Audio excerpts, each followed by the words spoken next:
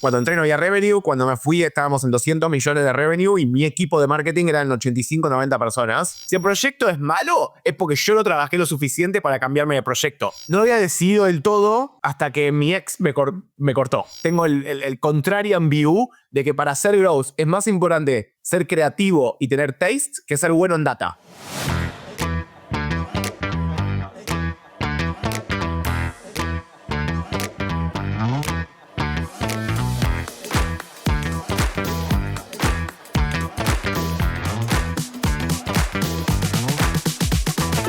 Bueno, bienvenidos a otro episodio de Entrevista de Tecnología Informal. Hoy tenemos a un legendario de AdZero, a Gonto, que entró como programador y después le metieron en marketing. Se ve que, no podía codear, qué vieron, qué pasó en AdZero.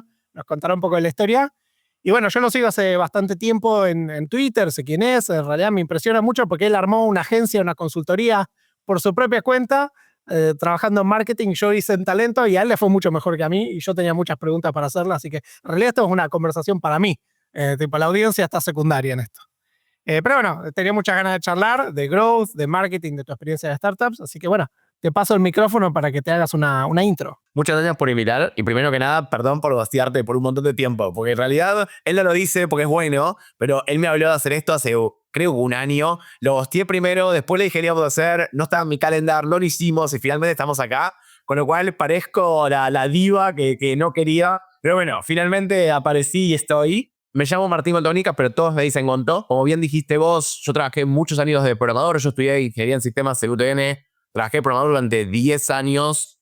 Después de eso, siempre digo que me pasé al lado oscuro de marketing. En AdZero estuve desde el principio. De hecho, vi que estuvo Schenkel acá. Yo me sumé una semana antes que Schenkel. Siempre digo que le gané. Y básicamente ahí pasé de RL a estar a cargo de todo marketing. Cuando entré no había revenue. Cuando me fui estábamos en 200 millones de revenue y mi equipo de marketing eran 85, 90 personas. Después de eso, como bien dijiste vos, me creé como una agencia de marketing que se llama Hypergrowth Partners, donde lo que hacemos es cobramos equity en vez de cash. Cobramos un poquito de cash, pero es más que nada todo equity y ayudamos a startups de B2B con su go-to-market. Y en el medio de eso también estuve CMO de Vercel durante 7 meses interino, que también otro unicornio acá argentino, que nada, muy divertido trabajar con Guille Rauch. Bien. Sí, eso es otro paso para charlar. Bueno, quiero empezar un poquito por el final y después vamos a ir por el principio, pero esto de Hypergrowth, ¿qué haces exactamente como advisor para startups? O sea, ¿qué te piden hacer? ¿Qué es tu deliverable? Etcétera. Cambia mucho, depende de la startup, pero te diría que nos enfocamos más que nada siempre en dos cosas. Yo personalmente me encargo de product-led growth, en el sentido de yo no sé hacer esto o no hago tanto de el típico outbound de vamos a mandar emails, vamos a hacer webinars, no hacer esto. Yo es más de cómo traer gente al sitio web que se registre. Esa es la primera parte. Es cómo hago que gente conozca el producto, que se registre. Y después, la segunda parte que ayudo siempre de growth es la parte de activación, que eso es más dentro del producto, de cómo hacer el onboarding, cómo hacer que la gente lo entienda, etc. Ese es el foco en general de lo que ayudo. Y lo que yo siempre digo es que lo que nosotros hacemos es Deep Advisory. ¿Qué quiere decir? No somos ese advisor que está 1 hora cada 2 semanas y que hace 3 calls y después te olvidás, sino que mi idea es, yo trabajo bastante tiempo con las empresas. Por ejemplo, esta semana me sumé con una que se llama Braintrust, que es una de AI. Estoy laburando 5 horas por semana con ellos. Entonces es bastante de tiempo, los ayudo a hacer research, los ayudo a hacer mockups, los ayudo a pensar cosas. Lo único que no hago es el last mile execution. Por eso es importante que con quien sea que trabaje, tengan mínimo 2 personas del equipo que trabajen conmigo ejecutando, pero no es que solamente hacemos calls y nada más. Y más que nada, ese es el foco principal. Y como decía antes, es como tomamos equity para hacer esas cosas. Última cosa que digo al respecto es, todos siempre cuando me subo me dicen, ¿cuáles son los frameworks que usan? Y la realidad es que no usamos tantos frameworks. Porque si los frameworks funcionaran, todas las empresas serían exitosas. ¿Por qué no lo son? Y por qué no es tanto como seguir un framework. Entonces, nuestro approach es más de cómo entender los hábitos de la gente y hacer cosas creativas para o que vengan o que se activen en el producto. Pero entonces vos, en estos casos, vos medís éxito por conversion rates, por hacer performance marketing, ¿no? O medio que no, porque dijiste product led. Hypergrowth sí hace, yo no. Tenemos un pibe que se llama Rex, por ejemplo, que es el pibe que está a cargo de ads en HubSpot, que como si necesitan ads, metemos a él, pero él también le hace advisorship, no es que él hace los ads, él entra a ver las cuentas y te recomienda qué hacer. Pero ¿qué hago específicamente? Porque cómo medimos el success es, primer paso siempre te dirías activated signups. Es definir cuál es la meta de la activación, es decir, la gente esta que dice, wow, este producto está buenísimo. Es cuánta gente llega a eso y cuánta gente hace sign up y se llega a eso. Entonces es aumentar por un lado los sign-ups, la gente se registra el producto, pero muchas veces la gente se registra y después lo usa, con lo cual eso no sirve tanto. Entonces es activated sign-ups por un lado, y después la otra métrica principal es pipeline creado de Product Growth. Cuando digo pipeline es como o empresas que pagan con tarjeta de crédito o empresas enterprise que hay una oportunidad de cerrar un deal con ellos, pero que llegan gracias a que primero alguien probó el producto, lo vio qué onda y eventualmente después llega como esa oportunidad enterprise que ya ahí hay alguien de 6 metido. Pero, bueno, esto me interesa. Si vos, por ejemplo, yo veo que estabas como de advisory para Clerk, ¿no? La de, digamos, ¿cómo sería un ejemplo de, te voy a aumentar los signups? ¿Qué haces? ¿Cómo generas esa visita al sitio web? Y digamos, lo otro, lo de conversion lo entiendo, es copy, el flow, eso lo entiendo, pero no entiendo que si no haces performance marketing, ¿cómo creas digamos, es contenido orgánico? ¿Qué hacen? Va cambiando un montón lo que vamos haciendo y depende mucho de las entrevistas. En el caso de Clerk, cómo empezó todo es, me junté con frontenders que no conocían Clerk, pero que les interesaba implementar autenticación o cosas similares. Entonces lo primero que hicimos fue, bueno, ¿qué cosas querés aprender de autenticación? ¿Qué te interesa? Etcétera. La primera respuesta que nos dieron fue, todos, literal, fue, me chupo un huevo de autenticación. A nadie, literal, le importaba. Y todos estos frontenders, lo que nos contaban ellos es que veían cosas en Twitter, que veían videos de youtubers, de development, y que leían un poco de contenido, pero no tanto. Entonces, en nuestro caso, lo que decidimos hacer, que fue la estrategia que más funcionó en Clerk, es una estrategia de influencers de YouTube. Entonces, lo que hacíamos era, buscábamos youtubers y les pagábamos. Lo primero que hicimos fue pagarles para que hagan un video entero de Clerk. Cuando hicimos eso, no funcionó. Muy largo. Entonces, exacto, y era re claro, pero nada. Entonces, ¿qué hicimos? Muy loco. Hicimos ads de retargeting a gente que había visto el video de YouTube y les ofrecíamos pagarles $100 para entender por qué no había funcionado. Nos juntamos con esa gente y literal lo que nos dijeron fue, esto era obvio que era un ad. Entonces ahí cambiamos la estrategia y lo que empezó a funcionar en principio era hablar con youtubers para hacer cosas que eran trendy en el momento. Por ejemplo, hagamos un ChatGPT clone, cuando acababa de salir ChatGPT o algo así, donde dentro del video que están haciendo eso, usen Clerk para autenticación y lo que les pedíamos eran que no hablen de Clerk, que no lo mencionen y que simplemente lo usen. Porque si lo usaban y no hablaban de eso, la gente estaba más como, wow, ¿qué es esto que está usando y no lo menciona? Entonces empezó a funcionar cuando hicimos eso. Después se expandió ahora como mucho más automatizado, pero eso fue lo primero que te diría que funcionó en Clerk, por ejemplo. Es el auténtico The Ads Are Getting Smarter, ¿no?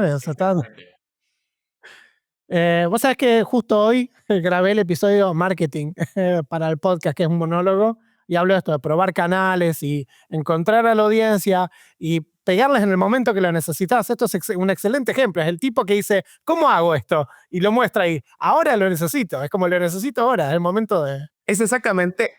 Yo soy un big believer de que para marketing la mayoría de la gente trata de que el potencial customer haga algo distinto para encontrarlo. Que eso nunca va a pasar. Por eso yo siempre empiezo con esto de research. Nos juntamos, entrevistamos gente para ver cómo se relacionan con el problema y en base a los hábitos de esa persona es cómo puedo aparecer en esos hábitos muchas veces. Mira qué interesante. Está bueno. A mí me falta un poco la pata de UX Research. Es difícil en consumer también hacerlo porque es como que son todos muy distintos. Cuando hablas con el consumer te dicen cosas re distintas. Por ejemplo, comparto algo, porque yo tengo visto este curso para preparar para entrevistas. Y yo lo armé todo pensando en gente que está tipo $80,000 al año y quieren cambiar de trabajo y quieren ver cómo llegan a 100 y qué sé yo. Y yo hice 20 de estas entrevistas. Y todos me decían qué es lo que me falta, que sea justo lo que necesito, que sea práctico, que lo pueda hacer async porque me joda con el laburo. Saco el producto y me los compran otros. Ellos no, me lo compran otros. Digo, y tipo, le va bien al producto. Y yo lo miro y digo, no entiendo estas ventas, pero funciona, ¿viste? Y es como que hay todo un arte en hablar con gente y entender exactamente lo que te dicen. Entender qué es lo que no te dicen. Yo creo que yo siempre cuando termino haciendo entre 10 y 12 entrevistas, que ahí empezás a encontrar patrones, pero los patrones también tenés que encontrarlos vos. Por ejemplo, la semana pasada estuve trabajando con una empresa de API Management, que todavía no la puedo nombrar. Entonces, como manejo de APIs. Entonces lo que hacíamos era, y empecé a hacer entrevistas con directores de ingeniería que se encargaban de manejo de APIs. Hubo uno, por ejemplo, que me dijo, no, mira, a mí no me interesa aprender nada de API Gateways, porque son ya siempre lo mismo, y cada vez que quiero buscar algo en particular o quiero aprender de qué hay nuevo, me fijo en Google. Después de eso, no sé por qué random me sale de que acaba de tener un hijo nuevo y que le quería comprar muñecos al hijo y que buscó en ChatGPT qué hacer. Entonces ahí lo interrumpo y digo, pero espera, ¿en serio buscaste muñecos en ChatGPT y lo otro en Google? Ya me dice, a ver, y literalmente abrió ChatGPT y vio que lo de API también lo hacía ChatGPT. Entonces me mintió. Él creía que hacía algo, pero no hacía esto que me decía. Entonces, ahí donde está la magia de las entrevistas, no son las primeras 8 preguntas, sino es verdaderamente estar escuchando, repitiendo, encontrar los agujeros en el proceso y encontrar la data que tal vez ellos hacen, pero no creen, o no te dicen, o no se dan cuenta. Y ahora yo escucho mucha gente decir que hay mucho tráfico orgánico a través de ChatGPT, de los LLMs. ¿Hay algo que se puede hacer para aparecer ahí? O sea, ¿es algo que has trabajado? Sí. O sea, literalmente ahora creo que lo que más estoy ayudando ahora es ChatGPT SEO, te diría. Hay distintas cosas para mí que puedes hacer en esto. La primera y más fácil es agregar un LLMs.txt. No sé si lo vieron, pero si agregas LLMs.txt es como un sitemap, si querés, para LLM. Está escrito en Markdown y en general yo trabajo todo con DevTools. Hacemos una para la página de documentación y una para el website. Por otro lado, crear contenido sirve, pero tratamos de crear contenido específicamente para el LLM. Entonces ahora, como antes estaba tipo SEMrush o Moz, hay también tools de SEO para ChatGPT. Yo probé varias, mi favorita es Scrunch y de hecho ahora los ayudo porque probé todas y me gusta tanto que le dije, che, los puedo ayudar porque me quiero sumar. Y Scrunch lo que hace es como te muestra todas las posibles preguntas, si querés, y si te mencionan o no, para ir mejorándolo. Entonces, parte de la estrategia es crear contenido, y algo que notamos, por ejemplo, es que si vos las preguntas que tu target customer hace, las pones en H2 o H3, que son como subtítulos, si querés, de tu blog, eso hace que aparezcan mucho más en ChatGPT. Si vos pones más bullets en vez de prosa, también funciona. Sin embargo, ese contenido es una verga para el usuario final. Entonces, en muchos de mis clientes que terminé teniendo es tengo un blog principal y un blog que lo llamamos o articles o hidden blog, que está dentro del website, pero aparece en el lens.txt y en el footer en ningún otro lado, para que no lo vean humanos. Entonces, con ese tipo de contenido, por ejemplo, empezó a funcionar. Y lo otro que también funciona mucho es quotes y que te mencionen otras páginas como tipo top 5, bla, bla, bla. En Scrunch te muestra para las preguntas típicas de la gente qué websites usó para buscar específicamente ChatGPT. Entonces lo que hacemos es pago de esos websites para que nos mencionen y hacemos deals, por ejemplo. Le abro una empresa amiga y le digo, che, si vos pones que el top 5 authentication companies está Clark, yo pongo que el top 5 email company es Recent, que es la tuya. Y hacemos como deals de mentioning para que nos mencionen y aparezcamos más. ¿Pero así era pre-Google o al principio de Google? El tipo de los affiliates, de pedir que te linkeen era muy común. Después desapareció. Al principio de Google, después murió eso, pero acá refunciona eso, refuncionan las quotes, te diría también. Y después es esto de cómo hacer para... ¿Qué son los artículos que aparecen? Y para mí mayor cambio de diferencia que cambia es todos ChatGPT y Claude usan Bing, no Google. Entonces ahora lo que importa es Bing. Y la diferencia es ChatGPT no lee el primer resultado como un humano. Lee los primeros 12 resultados. Con lo cual es mucho más importante estar en múltiples keywords en los primeros 12 que en pocas keywords en el primero, como era antes. Entonces como que cambia el juego, si querés. Es todo un House of Cards esto. Es todo construcciones artificiales arriba de construcciones artificiales. A mí me causa gracia porque esto lo hablo en el equipo de ingeniería que tenemos nosotros. Tengo un pasante haciendo un poquito de growth y yo le digo, mira, cuando pregunto cosas de SilverDev, aparecen los posts de Reddit. Así que ya desde el vamos tenés que ir y empezar a buscar todos los threads de recruiting de Reddit y encajar un post de... Además tiene que lucir como, no, yo escuché de una agencia que es SilverDev, ¿viste? No lo hicimos todavía, pero lo voy a hacer, no tengo ningún problema. Y es como que es gracioso. Pero sí es distinto, una cosa que es distinta de las reglas es que hay como algo semántico que entiende bien la LLM, que no es como de la búsqueda normal, no es tipo keyword palabra por palabra, porque por ejemplo... estaba haciendo una búsqueda con el equipo de recruiting, tipo, ¿cuáles son las 50 empresas que contratan en Argentina y tienen live coding? Puse en el proceso de entrevistas. Y aparece SilverDev. Y es una locura. Y eso es como que estemos asociados conceptualmente, semánticamente con eso, es nuevo. Google no hacía eso. 100%. Y vos podés, con muchos de los tools, entender de la pregunta, si apareces o no, y también cada pregunta te dice qué keywords busca, porque viste que te muestra cuáles son las keywords que usa para buscar el search interno. Con lo cual, podés ir debayando eso en base a las preguntas, qué keywords usa y después cómo targetear eso. Algo interesante es, el humano cuando busca usa 3 palabras en Google. ChatGPT usa como 14. Con lo cual, es más fácil también targetear, si vos querés targetear preguntas específicas de la gente, y ahí es donde las preguntas específicas empiezan a importar que antes no importaban tanto. Sí, sí me pareció un poco más tonto el LLM, que esto de los tops lo vi yo, los rankings, porque apareces, tipo, si vos le pones top 10 agencies de talento, te aparece el ranking de una de las agencies. O sea, Sí. que es tonto también. Es como... Sí, 100%. Por eso digo que esto todavía funciona. Eventualmente no va a funcionar y hay que seguir iterando, reinventándose, Sí. como del principio de Google. Pero mientras funcione, lo hacemos, olvidate. Bueno, che, qué interesante. Nos salteamos mucho a growth, pero un poco la idea es hacer algo de cronología, ¿no? Porque habla mucho de una disciplina en particular, pero mencionaste vos mismo que trabajaste como programador mucho tiempo, que pasaste por Globant. Entonces, a ver, fuiste a la UTN y tu primer trabajo fue Globant. En realidad tuve una prueba llamada True Logic que duré un mes y por mercenario en Globant me pagaban el triple y me fui. Así que empecé muy mercenario, te diría. Pero mi primer trabajo que tuve en Globant estuve 3 años. Donde estuve más tiempo, sí fue Globant. Apenas empecé la UTN, o sea, a los 10. El día que cumplí 18 empecé a trabajar. Ah, mira qué interesante. A ver, pará. Ahora, yo chequeo todo, que no me estén boludeando, ¿viste? En el podcast. A ver las fechas. No, porque vos sabés, yo tengo una historia. A mí me rebotaron en Globant. ¿En serio? ¿Qué año fue? Sí, pero porque yo fui sin saber Cuando yo entré, programar. no había nadie, ¿eh? Eran 400 personas en Globant cuando entré. Que para lo que es ahora Globant, era re chiquito.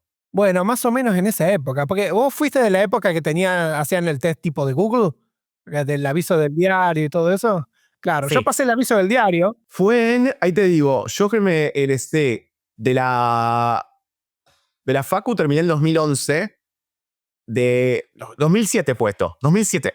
Sí, yo por esa época, pasa que yo no sabía programar, nada, cero. O sea, Claro. sabía hacer Quick Basic, esas cosas de autodidacta, pero recién empecé la facultad, había empezado la facultad, y cuando fui a la entrevista de Globant entré porque pusieron un challenge en el diario, que era un Fibonacci, y yo agarré un Excel y lo resolví. Tipo, es eso. Y, y me mandaron para allá y después me dijeron, explícame qué es un deadlock en Java. ¿Qué sé yo? Digo, yo no tengo idea de todo esto. Tipo, vos no me dijiste cuáles eran los requerimientos para hacer. Yo cuando empecé el proceso de True Logic, fue el mismo momento que empecé la de Globant, y el tema es que como quedé en True Logic entré, pero ni siquiera he terminado el proceso de entrevista de Globant, y tardó como un mes más, porque eran más entrevistas, más preguntas, era mucho más largo, al menos Bien. que yo hice. ¿Y cómo fue el paso por Globant? ¿3 años? Bastante tiempo. Sí, la verdad estuvo un montón. Globant en ese momento para mí era una lotería. Había proyectos que estaban buenísimos, proyectos que no. Yo cuando entré ya programaba .NET, hacía C#. Entonces empecé con C# y en el medio de Globant había aprendido por mi cuenta después Java y me mandé a Java porque era open source y me copaba más esto de open source ya de ese momento. Tuve un proyecto que era SourceForge Enterprise, por ejemplo, que era todo en Java menos yo que era .NET para el cliente de Windows, que no voy a decir quién era mi PM en ese momento, pero resolvieron los issues muy rápido. Entonces, teníamos el Scrum todos los días y mi blocking issue era que no tenía nada para hacer. Y siempre decía, tipo, no tengo nada para hacer. Y mi PM me acuerdo que me dijo, no decís más que no tenés nada para hacer. O te vas a jugar al ping-pong o a tu casa, no me importa. Pero mínimo cada issue tarda 1 semana y media. Ese proyecto no me gustó, me terminé yendo. Pero puso proyectos como Playphone, que era todo Java, que era muy, muy bueno. Ahí mi tech lead y PM, sí lo voy a mencionar, que era Pablo Saavedra, que la verdad que era un genio, y te diría que es de las primeras personas de las cuales en programación digo, wow, mirá todo lo que aprendí de este flaco. Me acuerdo que el pitch de esa época es que había gente muy crack en Java. Es correcto. Este pibe Pablo Saavedra muy bueno, Mauricio Salvatierra era otro que era muy bueno. También mis otros amigos, Andrés Arana y otros más. Pero la verdad que en Java eran muy buenos, también por eso me terminé pasando a Java. Y después, cada vez que me ha pasado a proyectos de mierda, yo iba y me quejaba. Yo siempre fui de tipo buen boy y me quejo. Y rompía las pelotas hasta que me cambio un proyecto, viste, vuelo. Claro. No, eso es un skill muy importante, no solo en una consultora, digamos, como Globant, sino que en las startups también. Tenés que pelear por los proyectos que importan, porque si no, también impacta tu carrera. 100%, yo pienso siempre en el término que a mí me gusta mucho de high agency. Esto del término de las cosas me pasen buenas o malas, es por mí. No es que no, es la culpa de este otro, de este, lo que sea. Entonces si el proyecto es malo, es porque yo no trabajé lo suficiente para cambiarme de proyecto. No es que, no, es culpa de mi PM que me puso este proyecto de mierda. No, es culpa de este otro. Entonces, yo antes lo hacía sin saber que era high agency, pero después me encantó el término y ahora siempre hablo de high agency. Pero para mí es re importante en la carrera laboral de cualquier persona hacer algo así. Sí, claro. Bueno, pasaste por Globant, te hablaste mucho en inglés, sos un experto de Agile, te fuiste acá a Sauber. ¿Qué es eso? ¿Qué era eso? Sauber era uno de los pibes de Globant que había trabajado con él, llamado Martín Márquez. Fundó Sauber, que también es una consultora de software, y terminé entrando ahí. Lo que me copaba es que era más chiquita y que laburaban con startups. Entonces me parecía re divertido esto de, bueno, vamos a laburar todo con startups. Ahí tuve otro mentor que ahora es muy amigo mío, que se llama Mariano Cortesi Ocono, que es otro del cual la verdad que aprendí un montón de cosas ahí trabajando en Globant, que era muy bueno programando. Y ahí terminé en un momento de tech lead, como era en los proyectos, estaba a cargo de un equipo. Y también me di cuenta un poco de a veces la mentira de la consultora. Me acuerdo que en unos proyectos terminé de tech lead de una app Android que estábamos haciendo, y yo lo único que sabía de Android era que había leído el libro Android in Action. Y también estaba del lead del proyecto, pero porque yo con mi Android in Action que había leído y haber hecho 2 apps para probar, sabía más que el resto de lo que estaban. Sí, es otra lógica. Eso es algo que me sorprende bastante de la conversación con Schenkel también, que hay mucho pasado de consultora de la gente que fue a OutZero. Y eso no es común en las startups. Por ahí es común en Argentina, pero antes de llegar a eso, bien, pasaste a Sauber, trabajabas un poquito de Ruby on Rails, tocaste, dice tu LinkedIn. Sí. Lindas épocas, yo soy pro Ruby on Rails, muy pro Ruby on Rails. Pero me interesa mucho lo que pasó desde ahí hasta OutZero, porque tenés ahora conferencias, consultoría de Angular, el libro Play. ¿Qué estás imaginándote en tu carrera? La verdad no me imaginaba nada. Lo que me pasó ahí fue, yo estaba trabajando para Sauber y me había puesto a aprender, como que me parecía que había tecnologías nuevas que estaban buenas en el frontend. En esa época yo usaba Backbone, me acuerdo, y había empezado a salir Angular. Entonces ahí me pareció divertido y me puse literalmente a leer un libro que era Angular in Action, que era de Manning. Leí el libro, creo que en un fin de semana, y empecé a aplicar a trabajos de Angular diciendo que tenía experiencia en Angular por haber hecho mis pet projects. Terminé quedando en unos proyectos que se llamaba Aquicore, y nada, ahí renuncié básicamente porque mi sueldo era 10x. O sea, era imposible que en Sauber puedan igualar. Fue la primera vez que trabajé remoto para Estados Unidos. Dentro de ese proyecto Aquicore, lo que me terminó pasando fue, yo laburaba full time ahí, pero las tareas que me daban eran muy pocas. Y yo le decía, denme más cosas y no había más. Entonces, siendo realista, con 5 horas por día de laburo, 4 horas y media por día de laburo, lo terminaba. Y en vez de irme a rascar las bolas, me puse a hacer proyectos open source. Entonces ahí me puse un montón de proyectos open source para Angular.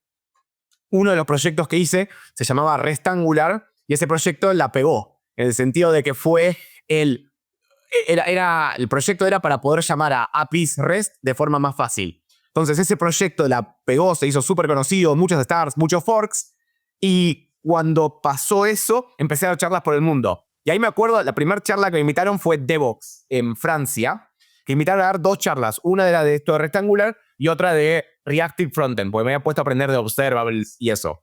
Me invitaron a dar la charla, pero no me pagaban ni el pasaje ni el hotel. Me acuerdo que yo no sabía qué hacer. Fui con mi mamá y mi papá a preguntarles. Ellos me dijeron, no, tu trabajo se valora, ¿cómo vas a ir gratis o pagar vos en realidad para hacerlo? Yo creía que me parecía una buena apuesta a futuro. Terminé pagando con mi plata el hotel y el avión para ir a esa primera conferencia, y funcionó bien en el sentido de que esa primera conferencia conocí a 3 personas que escuchaban mi charla, que les gustó, me invitaron a 3 conferencias más, pero sí me cubría todos ellos, y ahí empecé un poco con el ciclo de conferencias. A su vez, para ser conocido REST Angular, yo en esta época era Stack Overflow, cada vez que había una pregunta de Stack Overflow de API REST en Angular respondía todas. No, mira, puedes hacerlo de esta forma, pero con REST Angular es más fácil. Disclaimer, yo lo hice. Y me puse a hacer eso, a dar en meetups, a dar charlas, etc. Y ahí fue un poco cuando me empecé a dar cuenta de, che, tal vez me gusta más hacer esto conocido y que explote a verdaderamente estar programando. Pero como que tenía un poco la idea en la cabeza de que me gustaba eso, pero no lo había decidido del todo hasta que mi ex me cortó. Y ahí fue como entré en crisis laboral también y ahí decidí cambiar un poco la carrera. Eso, yo como recruiter te digo, pasa mucho, que la gente corta una relación y dice, necesito cambiar todo. ¿Dónde vivo? ¿Qué es lo que hago? Bien, bien. O sea, tuviste un camino de hacer open source y fuiste empezando a hacer como más DevRel, conferencias. Sin saber que era DevRel. Yo ni sabía que eso era DevRel. Y de hecho, empecé a entrevistar en OutZero para programar. Y el que me había recomendado entrar era Guille Rauch. Eran 5 pibes locos, pero a ver, si Guille Rauch me dice que entre, voy a hablarles. Y en el medio de la entrevista con OutZero me pasó que me cortó mi ex. Esa misma noche dije, no quiero hablar más de esto. Me acordaba de que me gustaba esto de Rectangular. Encontré un libro de Chris Heyman de DevRel. No dormí toda la noche, lo leí toda la noche. Y al día siguiente mandé un email a Mati, que todavía lo tengo, diciéndole, Mati, gracias por la entrevista. Me di cuenta que no quiero programar. Yo quiero ser DevRel, descubrí esto hace poco, soy extrovertido, hice open source, quiero hacer esto. Si están buscando eso, genial, si no me bajo el proceso de entrevista. Y Mati, re buena onda, me contestó, che, ¿sabés que también estamos buscando eso? Hagamos ese proceso de entrevista, si querés. Dale. ¿Y cuál es el proceso de entrevista de un DevRel? En su caso, ellos querían que yo arme como era primero entrevistas y después era como que querían que arme con un mini SDK y después unas docs de cómo explicarlo. Ese era el ejercicio de qué hacer. Sin embargo, lo que me terminó pasando fue tratando de implementarlo y hacerlo, yo entré a sus docs y me parecían mal las dos. Entonces, creé como una lista de todo lo que para mí estaba mal de las docs. Y como estaba en open source, le mandé pull request para arreglar todo eso. Y en el medio de que estaba haciendo eso, me mandan un mensaje de, ya los pull requests que mandaste y esto que está mal de las docs, que es suficiente, no hace falta que hagas lo otro, te queremos contratar. Claro, lógico. Sí, sí. Eso es algo que, especialmente para productos open source y DevTooling, yo le digo a la gente, olvídate de los procesos de entrevista, empezá a contribuir en los proyectos que tienen ellos, porque primero que te saltean las entrevistas porque ya saben que puedes hacer el trabajo. Y segundo, además te conviene a vos porque ya lo estás haciendo. Y ponele que lo haces y decís, uy, no me gusta o no sirvo para esto. Y listo, mejor para todos. Exactamente, 100%. Y en mi caso fue eso, fue bueno, me puse a arreglar, porque bueno, ya que lo estaba haciendo, y sí, literal en el medio, no había ni empezado a hacer el ejercicio, primero estaba corrigiendo las dos, porque estaban todas mal, me dicen, ¿sabes qué? Ya está, estamos bien con esto, no hace falta, te sumás, y me dijeron que estaban entrevistando a otro pibe de antes de mí, pero al final me tomaron a mí en este momento. Vos sabés que tengo un timeline extraño para OutZero, porque yo me junté con Rauch a comer un ramen en el 2013 en Soma. Él estaba en WordPress en esa época. Sí. Porque había vendido LearnBoost. CloudUp, había vendido CloudUp o LearnBoost, sí. Y me acuerdo que yo hablo con él y yo le conto lo del trabajo. No me acuerdo cómo llegamos a hablar de trabajo remoto en ese momento, que no era lo normal, ¿no? Y él me acuerdo que fue, lo voy a difamar al pobre Rauch, pero me acuerdo que me dice, para mí el trabajo remoto no funciona, excepto para OutZero, a eso sí le funciona, amigo. Y me acuerdo muy patente esa conversación porque yo no sabía que era OutZero. Y después, tipo un par de semanas después, yo entro en el blog de OutZero que tenían la autenticación para Next.js, o sea, no meses, años después tuvo que haber sido. Y tipo, me acuerdo que miro a OutZero y digo, esta es la que decía Rauch, mira, no la conocía. Que Guille invirtió en OutZero. Yo cuando entré me dijo que había invertido, que le parecían buenos los pibes y que les hable para sumarme. Y digamos, ¿y vos qué opinabas de OutZero en sí? Porque vos decís, me dieron el laburo de DevRel, pero ¿qué era tu impresión de trabajar en esa empresa? O sea, antes de entrar yo, siendo honesto, no les tenía fe. Era como tipo un login box. Y un login box le va a ir bien. Pero en mi caso era como, bueno, yo voy a entrar, voy a laburar de DevRel, voy a sumar experiencia de DevRel y después veré qué termino haciendo. De hecho, yo trabajaba antes para Aquicore y para entrar a OutZero de DevRel bajé en un 50% mi sueldo. Porque yo quería hacer eso. Misma conversación que tengo también con mi vieja y mi viejo de, no, ¿cómo vas a bajar el 50% de tu sueldo? Es una empresa chiquita, no la conoce nadie, que lo que sea. Bueno, fui y lo hice, Y después de trabajar un poco con Mati y con Eugenio, me empecé a dar cuenta de, che, esto puede ser más grande de lo que yo creía. Ok. Igual vos dijiste antes que en esa época no tenían revenue todavía. Era como una propuesta. No. ¿Qué era? Simplemente tenían un solo customer, no me acuerdo cuánto pagaba, pero era un solo customer había. Ok. Bueno, y digamos, ¿Cómo pasaste de DevRel a un rol de marketing? Yo veo acá en el LinkedIn que después de un año ya estabas trabajando en growth y marketing. No son exactamente lo mismo. Empecé en DevRel y lo que hacía ahí era escribía los blog posts, yo escribía literalmente hice todos los SDKs de OutZero, escribía las docs de OutZero, hice todos los quick starts, daba charlas en conferencia, era el que iba a los booths y estaba ahí haciendo con Boost Beauty. Entonces, ¿qué me pasó? Por un lado, en todas las conferencias, como era super early, iba a las conferencias con Mati, Eugenio y siempre alguno más. Entonces, como que me veían ahí operar y trabajar. Por otro lado, el revenue que empezamos a tener en OutZero, todo venía de gente que se hacía sign up y se registraba. Todos los que hacían sign up era porque o veían nuestro blog, o veían el SDK, o veían el open source que estaban haciendo. Entonces, en realidad era como que terminaba viniendo en general casi todo de lo que estaba haciendo yo. Entonces, en su momento ahí, lo que decidieron fue darme una promotion a estar a cargo de self-service. Porque en esa época no existía el término growth, ni siquiera. Entonces, estar a cargo de self-service era como, bueno, todo el revenue que venga de gente que paga con tarjeta de crédito, que gente que viene antes de un sign-up, vos vas a estar a cargo de eso. Y ahí, en ese momento, básicamente tenía dos personas en el equipo. Una era uno que hacía data, que era Sicarul, y otro que era el que hacía, si querés, marketing, que era Fede Molina. Pero básicamente a mí, que nunca había hecho marketing, me terminaron dando ese equipo. Bien, y qué, digamos, yo me acuerdo que en esa época, 2014, existía el concepto de growth hacker, que tenía un poquito de todo esto, aplicado para otras startups. ¿Cómo? Nosotros no lo conocíamos. Sí. Yo y Benedetto OutZero, digo, no lo conocíamos. Tal vez existía, pero nosotros no teníamos ni idea. Claro, pero ¿cómo llevaste a entender o a aprender esas cosas? Porque hay que aprender de conversion rates, de funnel, onboarding processes, etc. Sí, en mi cabeza en ese momento al principio no era eso, sino que era, ok, mi objetivo es traer más signups. ¿Cómo hacemos para entender qué son estos signups? Y veamos cuánta gente visita el sitio web. De esos que se visitan, qué página ven. De esos cuántos se terminan registrando. Entonces, yo no pensaba como funnel conversion rate. Era como, el número que tengo que ayudar es signups. Yo estudié ingeniería en sistemas. Vamos a descomponer esto en cosas que entienda y que yo pueda accionar. Entonces era, bueno, ¿cómo traigo más visitas? ¿Cómo hago esto? Y como yo era desarrollador, me era mucho más fácil entender cómo vender un desarrollador. En esa época también me pude hacer entrevistas, porque de vuelta, como era, yo no entiendo nada de esto, voy a hablar con el resto a ver qué les interesa autenticación. Y en ese momento la gente lo que me decía era, mira, yo voy a buscar algo de autenticación cuando tengo algún problema o tengo algún error.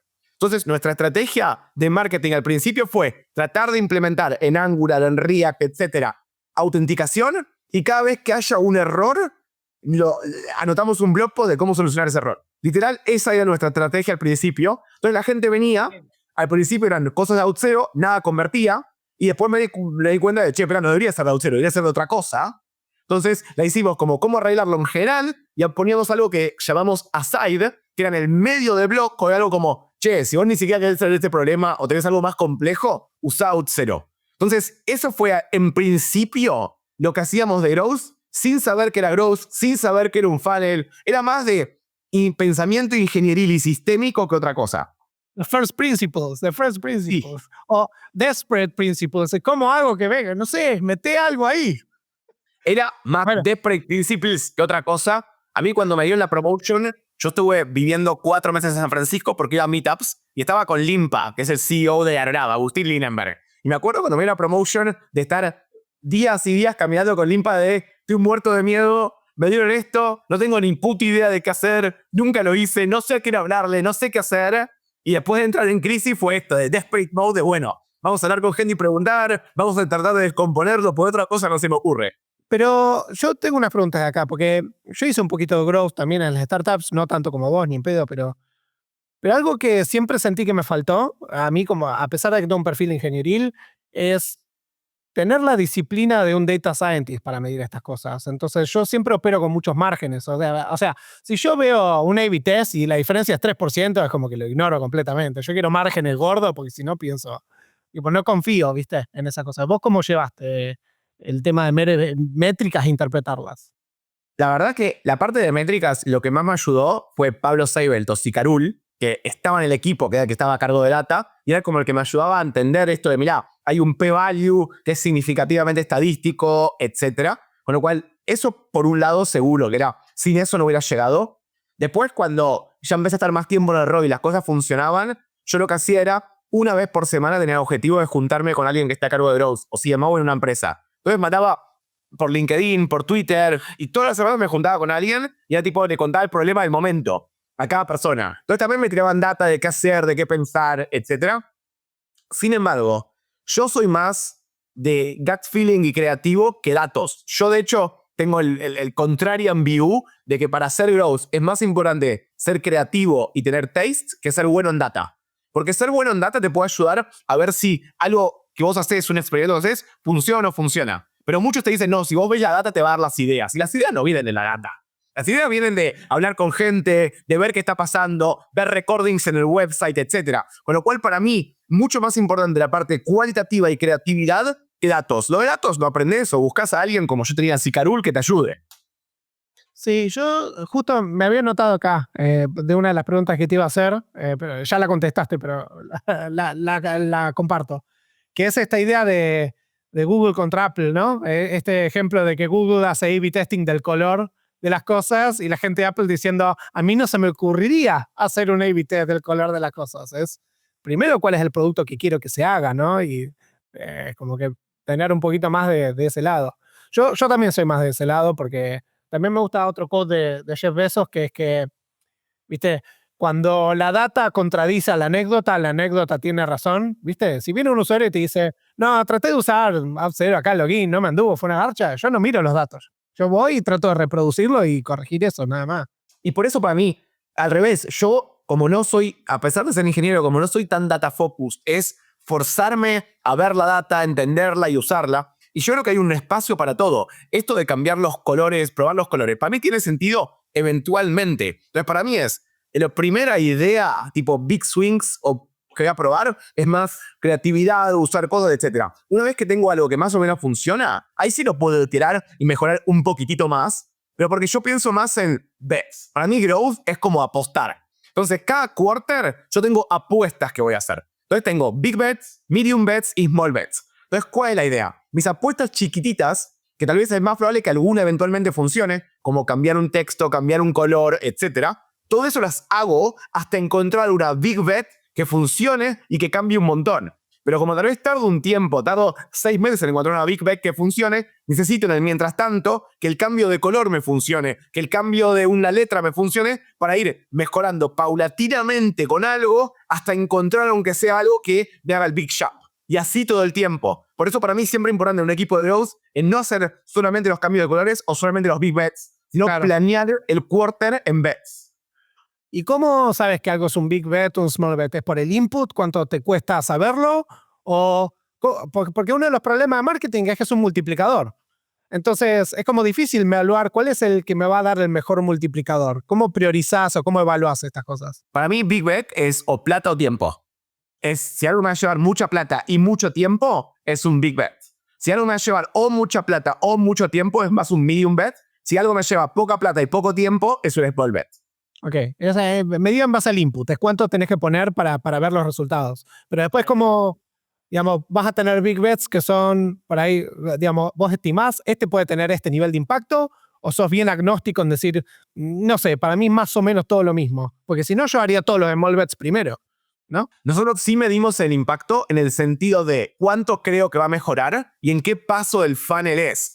Porque algo que tal vez pasa más al principio, después hace más compounding y al final termina siendo mucho más. Entonces es entender, cuando yo pienso que este experimento va a funcionar, tal vez hago un experimento para más visitas, otro para signups, otro para activación, pero todo eventualmente lo convierto en revenue. En cuál es el revenue posible que esto me puede traer si mido todo el funnel y lo multiplico. Entonces, comparando peras con peras, o sea, revenue con revenue, pienso cuál es el que tiene más sentido. Con lo cual, sí, desde ya que eso es parte de, si es un big bet, como bien decís vos, porque también lo pienso como, si voy a gastar esta plata y este tiempo, mínimo espero un 10% de increase, 15%. Claro. Si es menos, ni siquiera está dentro de una posible big bet. Es como una porquería hacer eso. Claro, claro. Siempre hay un quote que me gusta mucho de Nikita Beer, que tenía en Twitter, que decía, viste, el junior PM te dice un proyecto de 2 quarters para mejorar la conversion. Y el senior PM dice, haz el botón 20% más grande, ¿viste? Es como, ya está. Y eso alcanza. Es como que hay mucho de eso, de qué tiene palanca y qué no. ¿Y en qué momento de una startup dirías vos que es el momento de que alguien se dedique exclusivamente a esto, a hacer growth? Porque es early en OutZero para que vos hayas tenido ese rol, ¿no? Para mí fue demasiado early en OutZero. Yo creo que siempre lo pienso distinto. Yo ahora lo que pensaría es, primero buscas design partners. Buscas de 5 a 7 design partners que te ayuden a mejorar el producto, incluido en cómo pensar el onboarding, cómo quiere llegar la gente, etc. Una vez que tenés esas 5 o 7 y sentís que el producto le sirve a esos 5 o 7, como que lo entienden, etc., ahí, cuando digo, bueno, ahora voy a lanzarlo a todos y abrir las floodgates, ahí pensaría él, voy a tomar a alguien de Growth para este momento. Igual acuérdate que cuando yo me sumé a OutZero, me sumé más como DevRel que como Growth, que igual también creo que es un poquito más adelante. Yo no me controlaría a nadie hasta no tener design partners, un producto más o menos formado. Para mí ahí es más founders y equipo de producto, tipo founding engineers, designers, esa cosa. No controlaría nada de nada hasta que no diga, bueno, ahora vamos a lanzar y ahí empezar a pensar de, bueno, ¿quién? Y si es algo que es product-led growth, yo siempre contrataría a alguien de growth con un DevRel, no contrataría a uno solo. Para mí es clave, si vas a hacer DevTool, un DevRel, obviamente cuando no es una DevTool, depende. Por ejemplo, una empresa con la que trabajé se llama Ashby, que de hecho es una plataforma de recruiting. Iba a hablarte de Ashby, te adelantás, pero dale, contame. Con Ashby, por ejemplo, algo que queríamos hacer era contratar como un HR DevRel. Era que lo terminamos haciendo, contratar a alguien que hacía HR para que hable con otra gente de HR, que no existía directamente. Y fue como, bueno, ¿cómo hacemos algo de HR DevRel si querés? Que es llevar un poco lo que hacíamos en DevTool para hacerlo en otra industria nada que ver, que era para recruiters. Tengo mucha historia con Ashby. ¿Trabajaste con Benjamin? ¿Con Benjamin trabajaste? Y con Harriet, que es la que estaba a cargo de marketing. Estoy muy enojado con Benji. Ya le voy a mandar un mail ahora. Y porque yo le dije de invertir en la serie A, me dijo, sí, te aviso para la próxima. Ya vamos por la serie D, todavía no estoy en ese cap table. Horrible. ¿Sabes cómo lo encontré? No te lo tuiteé. Yo le armé un Notion, yo en general para las empresas cuando voy teniendo bugs, armo un Notion, le digo qué es lo que pasa, qué sé yo. Es oro, me vale oro ese Notion. Y un día estoy con Customer Support y digo, chicos, arréglenme todo esto, por favor, estoy harto de esto, arréglenme todo esto. Y me contesta un tipo cualquiera me diciendo, uy, qué interesante las observaciones. Yo le digo, necesito que me arregles esto, te mando mi calendar, te las explico uno por uno. Y tipo, yo le mando eso al tipo de Customer Support y tipo, no me contesta en una semana, le mando otra semana y le digo, ponete las pilas, Customer Support, ponete las pilas, que quiero que me arreglen esto. Y me dice, sí, perdón, me buquea, era Benjamin. Y claro, yo le digo, el CEO contesta Customer Support, le dije a la meeting, yo quiero invertir en Ashby, listo. Esto es literalmente lo único que quiero es invertir, porque yo soy cliente, uso Ashby. Entonces, nada, nos reímos, le mandé gente, todo, pero viste, no, es duro. Tenías que insistir más. Sin lugar a duda, tenías que insistir más. No, encima le hablé hace 2 semanas, qué guacho, qué. Le mandé un candidato hace 2 semanas. Y le digo, acordate de CapTable. Y a la semana sale la serie D. La puta madre. No, me tengo que hacer valer. Aparte la viste, yo creo que vos, como con experiencia de recruiter, puedes entender. Yo, por ejemplo, nosotros elegimos ayudar a Ashby en parte porque yo he usado Lever. Y Lever es como un parto, un aborto de la naturaleza. Es lo peor que me pasó en recruiting. Y en comparación a Ashby era increíble. Y por eso menos queríamos sumar a ayudar a Ashby. Sí. No, sí, el producto me encanta. Pasa que el problema que tengo yo con ellos es que no está pensado para agencias. Entonces tiene como muchas shortcomings, pero el producto está tan bien hecho en comparación a todo lo otro que dije, no, lo uso igual. De hecho, en el proceso de venta me dijeron, pero no está hecho para agencias. Y yo le dije, no me importa, lo voy a hacer igual. Así que todo accidentado mi proceso con Ashby. No, pero interesante lo que digas, que tengas a alguien que sea como un punto de contacto para la gente que usa el producto, como para que pueda conectar mejor con la gente, ¿no? Y que pueda escribir el contenido que necesitan o dar el acceso. Sí, y también, por ejemplo, con Ashby, cuando nos sumamos también nos pusimos en entrevista de que es lo mejor. Y, por ejemplo, nada que ver a una DevTool, en el sentido de nos pudimos entrevistar recruiters, todos vivían en LinkedIn. Y yo odio LinkedIn con todo mi ser. Entonces fue como, uy, la puta madre, voy a tener que trabajar y hacer cosas para LinkedIn. Y parte de lo que hicimos con Ashby fue ayudarlos como a crear influencers, donde era un Benji y su VP of HR, que es el que contamos también para que hable más de HR para afuera. Y parte de Build Up Influencers era como, bueno, vamos a postear esto. En ese momento ya la empresa tenía 200 personas. Creamos como un schedule. Esta gente va a likear este día. Esta gente va a comentar este día. Y era como para fakear el algoritmo de LinkedIn, de que tenía mucho engagement. Y que después eso traía más engagement. Y eventualmente como que fakeamos crear un influencers con likes y comentarios internos. Y después empezó a llegar mucha gente, básicamente de recruiters, que en LinkedIn veían comentarios o cosas que escribían o Benji o la Head of HR. Pero yo vi mucho dev tooling en lo que haces vos, ¿no? O sea, Ashby no te fue como saltar un poco afuera de tu comfort zone. Tenía parte de mi comfort zone, parte que no. O sea, la parte que era de mi comfort zone es que Ashby era todo product-led growth. O sea, no es que hacía un outbound, sino que la gente los encontraba, se registraba, contactaba con sales y los usaba. Entonces, esa parte sí era dentro de mi comfort zone. 100% que no ser un dev tool no era, pero eso es lo que a mí me parecía divertido de Ashby.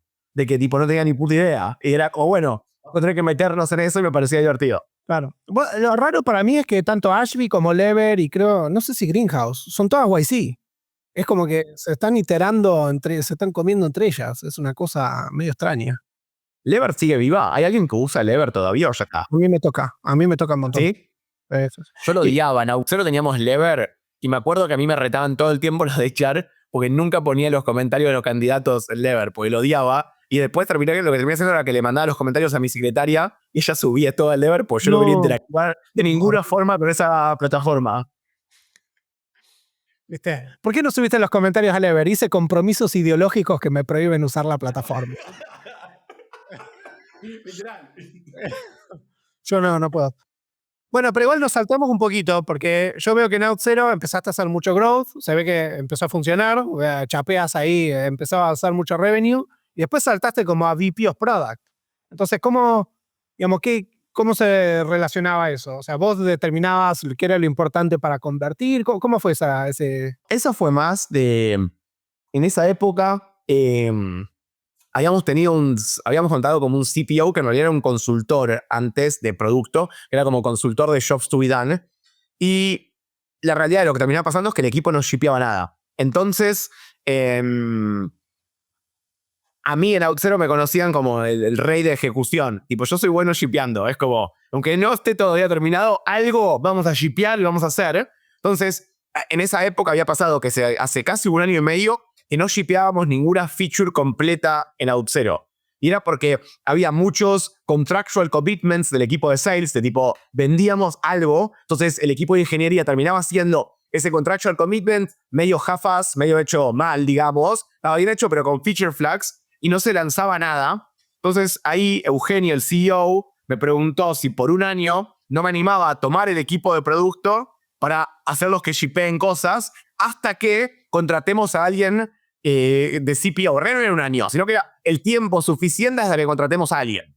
Entonces, yo también, aparte del proceso de entrevistas, si vamos a entrevistar, tardó un año en encontrar.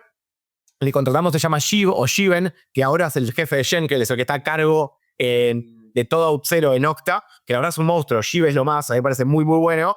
Y bueno, es como que tuve producto durante un año y la verdad que ahí sí shipeamos cosas. Estoy contando que shipeamos cosas. Yo lo que te diría es, yo no entendía tanto de autenticación, entonces a nivel de producto, qué pensar, con lo cual yo te diría, tal vez ese año no lanzamos las mejores features que podríamos haber lanzado, pero comparado a no lanzar nada un año y medio, aunque sea shipeamos algo. Claro. Y, digamos, ¿y cómo viviste un poco el crecimiento vertiginoso? Porque empezó a entrar mucha plata, empezó a hacer, tipo, mantener contratos, hacer features. Digamos, a mí me interesa mucho entender cómo fue la vivencia de ver una empresa que está creciendo mucho y de repente, bueno, viene una gran oferta de Okta, la venden y ahí es cuando te fuiste vos, según la historia de LinkedIn. ¿Cómo fue todo ese proceso? Es correcto. Sí. Básicamente lo que pasó fue, estaba creciendo un montón la empresa y al principio a mí me gustaba un montón porque era tipo, yo sentía que mi trabajo cada quarter cambiaba. Y literalmente cambiaba. Era un quarter me enfocaba en DevRel, otro era Product Growth, otro era crear un equipo de Demand Gen que nunca había hecho, otro era hacer Outbound, otro era hacer cosas de Product Marketing con el equipo de Sales. Todo eso me parecía re divertido. Y a mí lo que siempre me gustó es ejecutar y trabajar en cosas creativas con el equipo. Yo siempre me consideré malo haciendo como política interna. Cuando el equipo ya era grande a lo último, a mí ya no me gustaba. Yo ya la verdad no disfrutaba de OutZero porque hice como un 360 en vivo, que me encantó la idea y lo recomiendo. En vez de hacer ese 360 que para mí es una verga, de tipo que te mandan por escrito feedback tu jefe, tus direct reports y tus peers, que tal vez no están de acuerdo, no entienden. Acá lo que hicimos, que fue idea de Shiv y me encantó y la hice de más siempre es un live 360. Invito a una call de 3 horas, mis direct reports, mi jefe y mis pares, y se tienen que poner todos de acuerdo en qué feedback darme en persona. Me encantó. El feedback que me dieron en esa call fue, mi trabajo no era más trabajar o estar con el equipo pensando cosas creativas y qué hacer, sino que era más influenciar al resto para que salgan los proyectos de mi equipo. Yo ahí ya me di cuenta de que yo no me gustaba eso y me quería ir. Sin embargo, Qué bien que recibís el feedback. Pedí la meeting, te dije el feedback y dijiste, yo ya de esto no quiero saber nada. buena concha de la verdad. Y en ese momento estábamos escribiendo el S1, que es el documento para salir a la bolsa. Entonces estaba personalmente escribiendo eso con el CFO. Entonces era tipo, bueno, me banco 6 meses, 9 meses más de esto que no es ni lo que más me gusta ni lo que mejor soy, pero salgo a la bolsa y tocamos la campanita. En el medio de ese proceso se dio de que, bueno, te iba a vender Auth0 y voy a comprar Okta. Y fue, bueno, ya no me gusta lo que estoy haciendo. No voy a tocar la campanita. Nos vimos. Y ahí me terminé yendo. Y me terminé antes de que se haga la adquisición. Mirá vos. Igual, hablando como de plata o por ahí lo que veían, cuando sale a la bolsa, ¿qué esperaban de evaluación? Porque fue muy buena la oferta de Okta. La verdad que no se hablaba todavía de eso. Tenía que ser, yo te diría, mínimo 3x nuestra última ronda. O sea, mínimo 3 billones. La oferta de Okta sí fue muy buena. Y al revés, yo te diría que Eugenia la revió. Porque la vendió en el pico de tech, de startups. Y salíamos a la bolsa un poco después. Hubiera sido menos que eso para mí. Con lo cual, en ese sentido, para mí, la revió. A mí, a nivel plata, me hubiera venido a quedarme. Pues luego me dan más stock o más cosas, etcétera. Pero la verdad que ya estaba contento con cómo me había ido y era tipo, o sea, no me gustaba mi día a día ya. No, bueno, llega un punto de diminishing returns, ¿no? Exactamente. Hay un momento donde querés hacer lo que querés, no querés hacerlo por plata. y bueno, pero saliste de ahí y empezaste al toque ahí a hacer advisory. Yo primero, cuando avisé que me iba, me quedé 3 meses más, porque me parecía que era lo que correspondía. Cada día, esos fueron los días más duros de Auth0. Sabiendo que te vas cada día a levantarte y laburar, durísimo, la verdad. Entonces cuando yo ya decidí que me iba, ya empecé a explorar qué quería hacer. Y yo en esa época vivía en San Francisco. Con lo cual, todas las semanas iba a cenas de CMOs o networking o lo que sea. Y me puse a hablar con la gente que conocía para explorar qué hacía. Y tenía 3 opciones para hacer. Una era, me había hecho muy amigo de Alex Blimes, que es el CEO de Endgame, que es una startup que todavía existe. Me había ofrecido empezar Endgame juntos y ser su co-founder. Opción 2 era hacerme VC. Había hablado con el que en su momento era CFO de Slack y me dijo que quería como crear su propio fondo de VC y me dice, sumate conmigo. Opción 3 era esto de Hyperos Partners con Guillaume Cabane, que era en su momento el CMO de Segment. Y lo que más me copó de esto de Segment era, por un lado, que iba a poder seguir haciendo... Mira, me puse a hablar con un montón de gente para ver qué hacer. De lo de VCs, muchos me dijeron que un gran porcentaje del laburo de VCs es hablar con los LPs y reiniciar plata. Hablar con los LPs y reiniciar plata me parecía un pijazo. O sea, a mí no me copaba, la verdad. Hacer una startup me copaba la idea. Lo que no me copaba es que iban a hacer 13 horas de laburo todos los días de vuelta. Bueno, era Auth0. La opción 3 era como, bueno, puedo mantener un poco más de work-life balance, si querés, laburar un poco menos, pero seguir recibiendo equity en las empresas como si fuera un VC, pero asignando mi tiempo a las empresas. Entonces como que sentí que era lo mejor de todos los mundos en su momento, y la verdad que yo no tenía ganas de laburar tanto. Hay otro que te dice, no, me fue bien, pero quiero hacer otra empresa, y esto no es mi onda. A mí me gusta, no sé, ir a jugar al golf, antes que de una lancha, y hacer wakeboard con la lancha. Me gusta más eso, la verdad. Pero mencionaste que estabas viviendo en San Francisco y ahora vivís acá. Sí, me volví a San Francisco. Viví 3 años en San Francisco y me volví. 3 años, poquito, relativamente poco. Pero ¿cómo fue para vos esa decisión? Me fui a ir a San Francisco en parte porque mi mujer hizo un MBA ahí. Y aparte porque, bueno, me salía a mí para el laburo. Con lo cual, para el laburo fue increíble. O sea, los VCs que mandan empresas para Hyperos, los CMOs que tenemos en Hyperos, mi socio, todos los conocí viviendo ahí. Pero yo soy re amiguero. Yo acá Ahora no, porque tengo un hijo, pero antes salía 5 veces por semana. Iba a un bar, iba a cenar, iba a una jodita, hacía algo. Y en San Francisco nadie sale. Y es todo networking. Literalmente todo networking. Yo me acuerdo todavía de cuando empecé en el MBA. Fuimos a una fiesta del MBA de mi mujer. Estaba hablando con unos pibes. Yo les dije que era el partner y se fueron de la conversación. Y después cuando escucharon que hay uno que se quedó, que tenía 100 personas en el equipo, volvieron.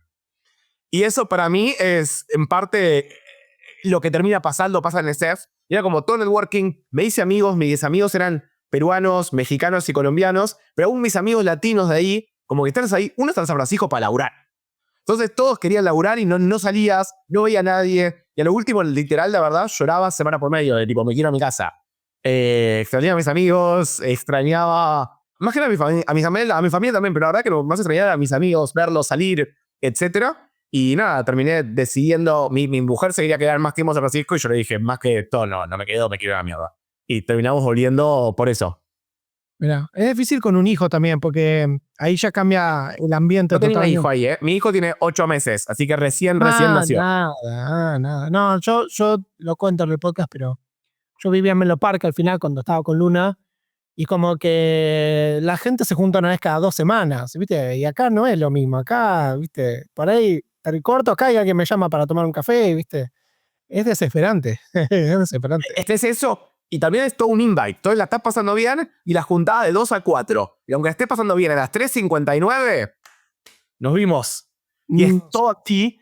Y acá es esto. Todos los domingos abasado con mis amigos. Ahora estoy haciendo de hobby, me anoté en la carrera de chef en el IAG. Y estoy yendo todos los martes con 5 amigos más a hacer la carrera de chef con el IAG, con pibe de 18. Y para mí poder hacer eso acá me parece algo mágico que no hubiera podido ir. Ese es el flex final, ¿viste? Vos tenés el tipo que es el Uber driver para llegar a fin de mes. Después haces tu empresa, después vendes tu empresa y haces el Uber driver porque estás aburrido, ¿viste? Como que... 100%. Y yo tengo curiosidad, porque ahora entiendo, hiciste como buena relationship con CMOs, buena relationship con VCs. De ahí conseguiste como un funnel de conversión para conseguir clientes para Hypergrowth. Pero Hypergrowth es como un consortio, hay como, tiene un montón de partners, digamos, vos sos dueño de eso, es como un sindicato, ¿qué es esto? No, es literalmente es una partnership, funciona igual que un VC, en el sentido de, yo tengo mis propios clientes, que son X, yo en general trabajo con un par por año. Mis socios de sus clientes, pero después hacemos como matchmaking de los CMOs que tenemos con empresas. Y de ese matchmaking queda en la empresa un porcentaje del equity. Entonces tal vez a futuro es más, menos, no sé, pero es como nuestra ganancia es un porcentaje de ese matchmaking que hacemos de eso, más lo nuestro. Y la otra que tenemos es, nosotros publicamos el equity. Entonces cada año creamos como un vintage de todo el equity que vos tenés. Entonces la idea es que si a la empresa que yo ayudo le va mal, pero a otras de ese año le va bien, igual eventualmente vas a ganar algo. Entonces es como que tenés un downside risk protection, tipo una protección de si baja, similar a un VC. Los CMOs que tenemos, te diría que la mitad están retirados, y es como, bueno, dan algo de advice y me sumo y los ayudo porque me parece divertido. Pero es eso, es como más un matchmaking, no son empleados, sino que están ahí y los ayudamos a encontrar empresas para ayudar. ¿Y cuánto cobran? O sea, vos decís que cobran en equity, pero ¿cómo hacen? ¿Lo evalúan en plata o en resultados? ¿Es result-based? ¿Es como ¿cómo funciona? Lo evaluamos en plata y contamos la cantidad de horas que trabajamos por semana. Entonces, nosotros queríamos hacerlo más en resultados, pero muy difícil, porque tal vez te puedes decir, no, hacer resultados no es por vos, es por mí, o por qué es, etc. Con lo cual, la única forma que encontramos es horas tienen un precio, lo multiplicamos, es la plata que cobramos en equity en ese año. Eso es lo que después les pedimos. Hay un porcentaje que es para la operación de la empresa que cobramos en cash, que nosotros no nos llevamos nada, además para pagar EA, abogado, contador, bla, bla, bla, bla. Sí, las operaciones. Esa por la forma. Y después, como no es en base a resultados ahora, lo que hacemos es el equity se vestea durante el año o 2 años de contrato con 3 meses de click. Entonces nuestra idea es nuestra forma de darte un free trial. En los primeros 3 meses no encontrás valor, nos decís fuck off y no nos quedamos con nada. Perfecto. ¿Y pero cuánto cobran la hora? ¿Cuál es la hora estimada de un CMO interim? Lo puedo en el podcast, a vos te puedo contar. No lo puedo decir. Fuerte. ¿Qué? ¿Tan escandaloso puede ser? ¿Es escandaloso? Mirá qué divertido. Y yo acá, yo tengo que cobrar por resultado, ¿viste? El tipo entra a la empresa, se va, me cortan la puerta, me cierran la puerta. Bueno, no, buenísimo. ¿Y tu plan es hacer este advisory long term? ¿Es lo que te gustó? Sí, y estoy laburando menos. Ahora estoy laburando lunes y miércoles. Nada más. En realidad, los restos días hago algo. Tipo, lo que yo quiero es, estoy podrido de hacer calls. Entonces trato de minimizar mis calls. Entonces, el resto de los días puedo, tipo, no sé, hago un mock-up de Balsamiq, me junto a hacer algo, lo que sea, pero más tipo trabajando yo solo. Las calls de advisorship o de cosas de Hyperus, sí las tengo solamente el lunes y miércoles. Y sí, mi idea es seguir con esto long term. Ahora me empecé a meter con empresas de AI. Como decía, empecé con Braille Trust. Estoy por cerrar otra más ahora que se llama FAL. Así que nada, tratando de meterme un poco más en el mundo de AI. Pero sí, ahora, al menos por tiempo indefinido, pienso hacer esto. Hasta que, no sé, después, tal vez, salga otra cosa. Pero por ahora no la veo. Bien. Bueno, creo que hicimos un buen paseo de todo. Del historial, de lo que hiciste, de Auth0, de Growth. Te quería agradecer enormemente por aparecer en el podcast. Yo estaba seguro que me ibas a costear otra vez. Tengo que pagar apuestas por eso. Así que, bueno, muchas gracias. Y bueno, con esto vamos a ir cerrando la entrevista. Muchas gracias por invitar y gracias por el tiempo. Y perdón por hostearte.